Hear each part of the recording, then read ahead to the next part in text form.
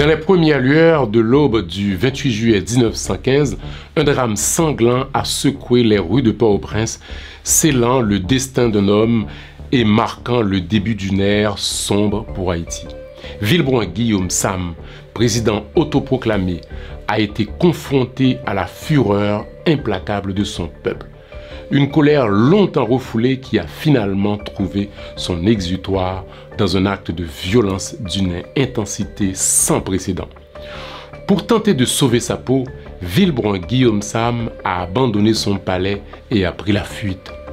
Dans les heures tumultueuses qui ont suivi, les cris de révolte ont déchiré le silence du matin, tandis que la population haïtienne, exaspérée par la tyrannie et l'oppression, s'est rassemblée devant l'ambassade de France où le président se réfugie, déterminé à rendre justice de manière impitoyable.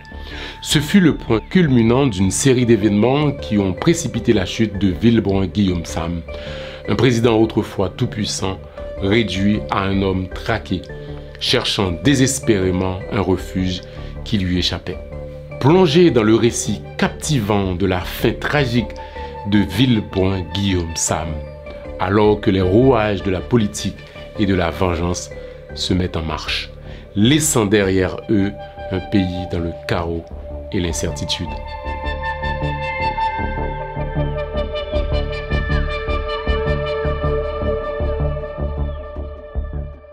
Villebroin Guillaume Sam, président haïtien, est entré dans l'histoire non seulement comme un président impopulaire, mais également comme une victime de la colère du peuple. Né le 4 mars 1859 à Ouanamet, il devient président à 56 ans.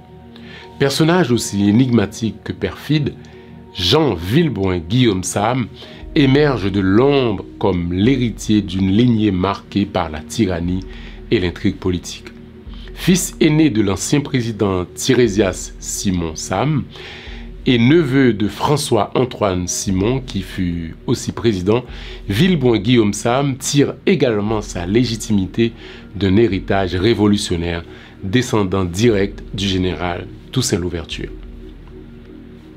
Son ascension débute au sein de l'appareil militaire où il se distingue rapidement en tant que commandant de la division nord d'Haïti. Sa loyauté apparente envers son père le propulse au poste de secrétaire d'État à la guerre, cimentant ainsi son influence au cœur du pouvoir. Cependant, les apparences sont trompeuses et Villebroin Guillaume Sam se révèle être un manipulateur. En 1911, il orchestre avec machiavélisme l'ascension de Cincinnatus Lecomte au pouvoir, renversant ainsi son propre oncle François-Antoine Simon. Et il va aussi se détourner de ce dernier, mais tel est le jeu de la politique où la trahison se dissimule derrière un masque de fidélité. L'ombre du soupçon plane également sur l'attentat de 1912 qui fauche la vie de Cincinnatus Lecomte, de ses proches et de plusieurs de ses ministres. Qu'est-ce qu'il s'est passé lors de cet attentat du 8 août 1912? Le palais national explose, tuant le président Cincinnatus Lecomte et plusieurs membres de sa famille et de son gouvernement. L'explosion était si violente que des fragments projetés hors du bâtiment ont tué plusieurs agents qui patrouillaient autour du palais national. Officiellement, l'explosion est attribuée à un accident dans un magasin de munitions du palais. Mais officieusement, on dit que le président a été assassiné par ceux qui voudraient prendre sa place.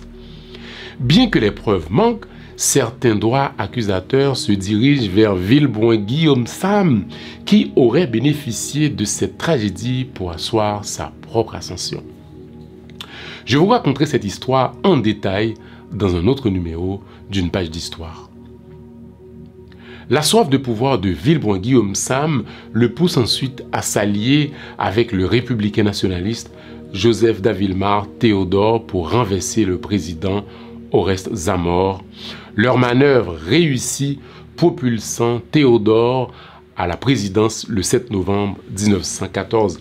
Pourtant, tel un serpent changeant de peau, Villebroin Guillaume Sam trahit bientôt le président Théodore, délaissant son allié en raison de sa politique anti-américaine. Il se proclame alors chef des mécontents, ralliant à sa cause un groupe d'opposants au régime.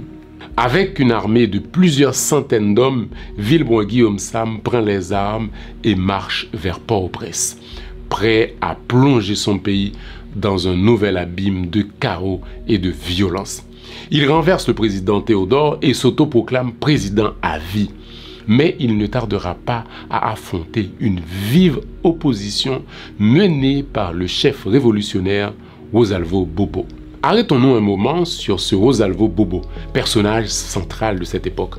Alors Rosalvo Bobo, de son nom complet, Pierre-François-Joseph Benoît Rosalvo Bobo, est une figure emblématique de la politique haïtienne et du mouvement révolutionnaire du début du XXe siècle. Né en 1874 au Cap-Haïtien, il allait devenir une force motrice dans les événements agités qui ont secoué Haïti jusqu'à l'occupation américaine de 1915. Il sera l'un des principaux artisans de la chute de Villebroin Guillaume Sam. Doté d'une formation médicale, le docteur Rosalvo Bobo embrasse rapidement un rôle de premier plan dans les affaires de son pays. Le 14 octobre 1914, il mène une audacieuse attaque contre la prison du Cap-Haïtien dans le but de libérer des rebelles qui y étaient détenus. Bien que cet assaut ait été repoussé, il parvient à trouver refuge au consulat allemand. Il devient par la suite ministre de l'Intérieur avec l'arrivée au pouvoir de son allié Joseph d'Avillemar Théodore, qui sera renversé par l'un de ses fidèles qui n'est autre que Jean Villebroin Guillaume Sam. Rosalvo Bobo, hostile aux Américains, va déclarer la guerre au nouveau président. Bon, je reviendrai en détail vous raconter cette histoire, c'est-à-dire l'histoire de Rosalvo Bobo, dans une autre émission. Dès sa montée en puissance, Villebroin Guillaume Sam dévoile son intention de consolider son règne en imposant une politique profondément pro-américaine. Son premier acte fort est de lancer une vague d'arrestations ciblées visant non seulement ses opposants politiques, mais également leurs familles. Les rues d'Haïti deviennent le théâtre d'une répression sans précédent. Cette escalade autoritaire ne tarde pas à susciter des murmures alarmés, certains prophétisant déjà l'avènement d'une dictature. À la fin d'avril 1915, l'opinion publique est sous le choc alors que près de 200 figures éminentes d'Haïti, arrêtées sans mandat et sans preuve de culpabilité, croupissent dans les geôles du pénitencier national. Parmi eux se trouvent des intellectuels, des leaders et des personnalités politiques éminentes. Ces mesures draconiennes catalysent une résistance populaire croissante menée par l'ancien président Oreste Zamor, farouche opposant à la politique pro-américaine de Villebroin Guillaume Sam. L'union entre Zamor et Rosalvo Bobo devient le fer de lance d'un mouvement de contestation qui ébranle les fondements du régime naissant. Dans un acte désespéré pour maintenir son emprise sur le pays, Villebroin Guillaume Sam ordonne l'exécution de 167 prisonniers politiques, tous issus de familles influentes, mulâtres, avec des liens historiques avec la communauté allemande en Haïti. Sous les ordres du pouvoir en place, le chef de la police, un certain Charles-Oscar Etienne, orchestre ces exécutions de sang-froid, allant même jusqu'à éliminer l'ancien président Oreste Zamor, symbole de l'opposition.